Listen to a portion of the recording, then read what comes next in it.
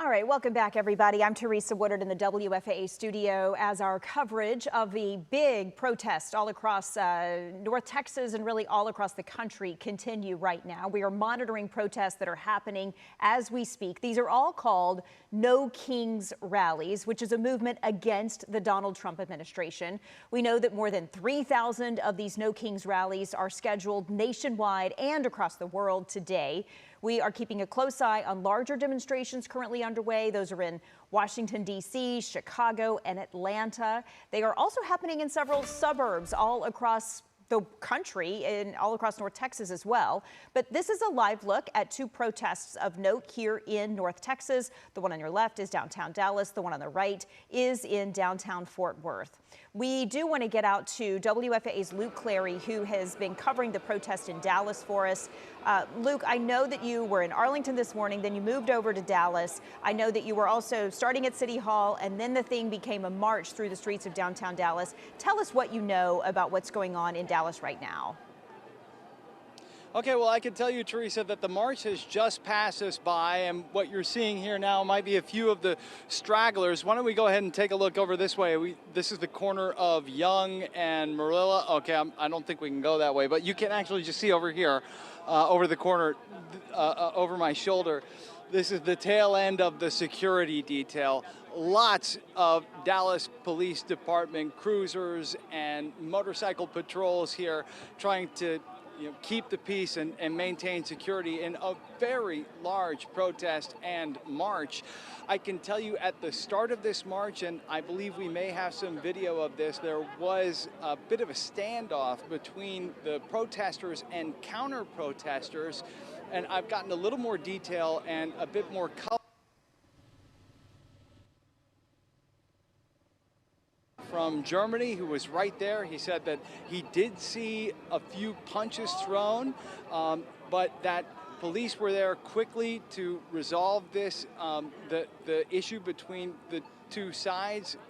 I talked to a motorcycle cop who told me that there were two arrests, and we don't have official word from the public information officer at the Dallas Police Department to confirm that just yet, but that comports with what we have heard from people who were there on the ground. A volunteer paramedic said the same thing. He saw a few punches thrown, but he didn't see anybody getting seriously hurt.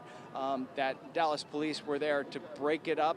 And then I think this is important to point out that the protest, once that conflict was more or less resolved, a very heavy Dallas police presence sort of surrounded them and was there up in front of the very first protesters and a vehicle, and they sort of guided them as they made their way through downtown Dallas, and we're not aware of any other security or incidents, any other clashes between the protesters and counter-protesters along the way on that march. And so this is one of thousands of these events that are now happening across the country. We were earlier in Arlington, as you mentioned, a couple thousand people there.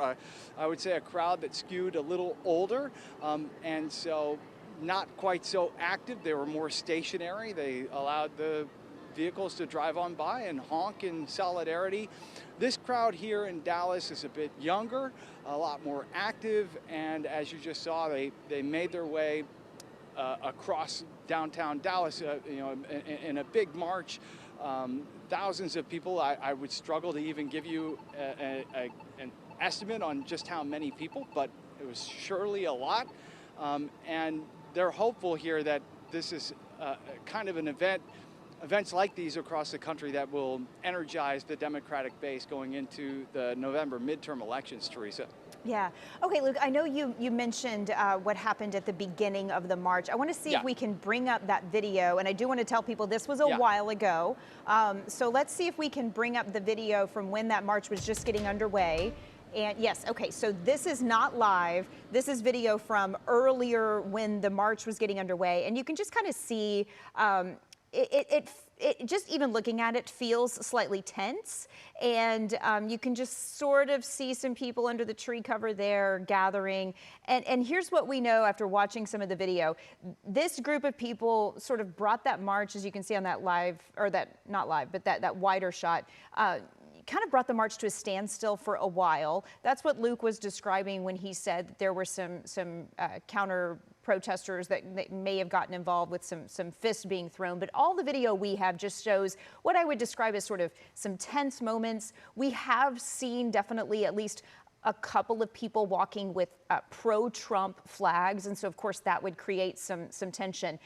But Luke, I do want to bring you back in, because when we saw you about an hour ago, when things were just getting underway with the marchers, you said you actually did hear some of the organizers come back and talk about this a little bit. So what was the message that they delivered to the crowd? Yeah, so we were probably about a quarter mile from the very front of the march at that point, and the march was just completely stationary. People were waiting and kind of wondering what was going on, because we couldn't see what was happening at the front. The video that you just showed, and that sort of standoff between the protest and counter-protesters. Someone got up on a bullhorn and said, hey, look, we had some counter-protesters that were trying to stop us, but that's been resolved, and now the march is on. And off they went. So really kind of downplaying the significance of that clash, of that conflict, and just saying, let's move on. The march is on, and off they went, as far as we can tell, generally without further incident. Yeah. Okay, well, Luke, I do want to tell you, we did just get this information from the Dallas Police Department, and all they are confirming right now is that one person was detained. They're not going into details about who that person might have been, or whether they're facing any charges or anything like that. But Dallas police are now confirming that one person was detained at this protest. So, okay, Luke Clary live for us. We appreciate that live coverage. I know, Luke, you can't see our overhead live shot from our chopper right now, but we can tell it looks like things are somewhat breaking down. We can see a lot of people just kind of standing on the front steps of Dallas City Hall there in that live picture. So it feels like maybe the march itself has kind of come to a close, and people are starting to go on their way. So hopefully some of the tension that we were experiencing as the march was getting underway about an hour or so ago, hopefully some of those tensions have sort of dissipated. So Luke Clary has been live for us all afternoon. We appreciate his coverage, along with our photojournalist Martin DePorto. They're covering this for us. This is all happening amidst a backdrop with GOP leaders gathering in Grapevine. You are taking a live look inside the Conservative Political Action Conference. It's better known as CPAC. This has been underway since late in the week, and it is continuing through the weekend. We know that they are preparing for clearly some sort of a panel right now. Governor Greg Abbott spoke yesterday. Earlier today, we were seeing Attorney General Ken Paxton, who is, of course, a candidate for Senate here in Texas. We also saw Congressman Keith Self about an hour ago on the stage there. He, of course, a Republican congressman from Collin County. Several others are scheduled to speak or have spoken throughout the weekend. Chip Roy, Mays Middleton, both of them candidates for Attorney General heading to a runoff in May. Senator Ted Cruz was scheduled to speak earlier today. Senator John Cornyn is not speaking at CPAC this go round. I do want to let you know that we are streaming this conference right now on WFAA+. We also have live pictures coming from Austin, from Houston, Dallas, and Fort Worth, as well as Minnesota, which is sort of the flagship rally of the No Kings rally today here in the U.S. So a lot of coverage for you continuing here on WFAA+. You can choose whatever you would like to watch, and we are going to keep an eye on all of these demonstrations here in North Texas as well as nationwide throughout the day. Our special team coverage will continue on WFAA+. Keep it right here, everybody. We'll be back with another update at the top of the hour. I'm Teresa Woodard. Thanks so much for watching.